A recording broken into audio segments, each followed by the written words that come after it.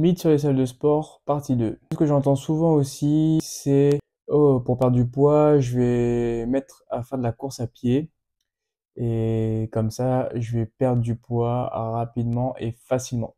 Eh ben, ce n'est pas forcément vrai.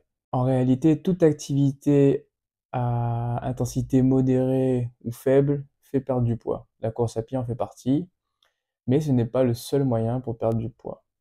Il y a beaucoup de personnes dans les salles de sport qui viennent pour perdre du poids, ils viennent faire du tapis de course uniquement ou uniquement les machines cardio. C'est pas une mauvaise chose en soi. Je dis juste que c'est pas la seule et unique méthode et que j'ai l'impression que la plupart des gens ne connaissent que cette façon de faire. Mon problème avec le cardio, notamment la course à pied pour perdre du poids, c'est qu'on ne perd pas uniquement de la graisse, mais qu'on peut perdre aussi de la masse musculaire.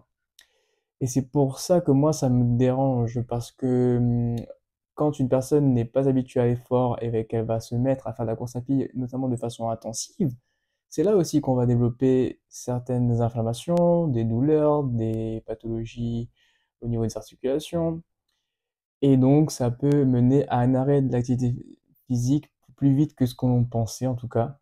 Et donc, ça va potentiellement aussi réduire l'efficacité des entraînements. Par contre, je trouve que perdre du poids en alliant cardio et entraînement musculaire, renforcement musculaire, pourrait être la méthode optimale pour perdre du poids. Parce que non seulement on perd cette masse graisseuse, mais en même temps on entretient la masse musculaire.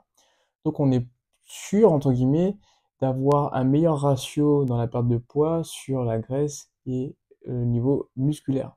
De plus, on permet aussi aux articulations et au corps de se réguler avec un meilleur tonus musculaire et donc un risque de blessure moins élevé.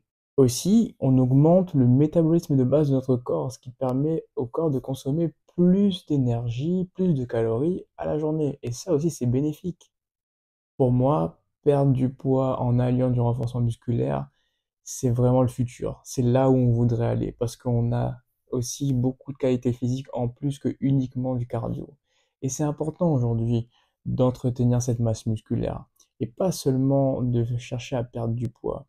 Perdre du poids, c'est bien, mais perdre du poids dans de bonnes conditions avec un corps qui tient la route, c'est mieux.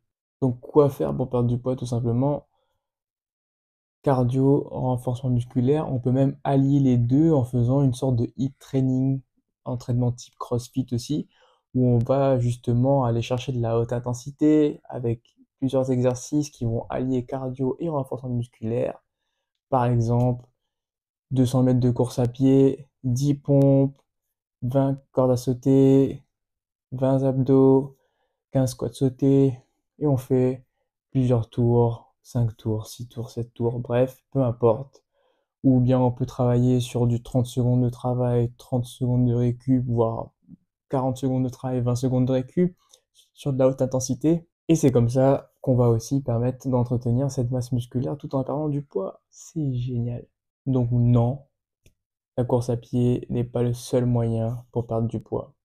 Et je dirais même que pour une personne qui débute, ce serait même le pire moyen pour perdre du poids parce que on a tellement de choses à faire en amont pour préparer le corps à cet effort qui est si traumatisant pour le corps.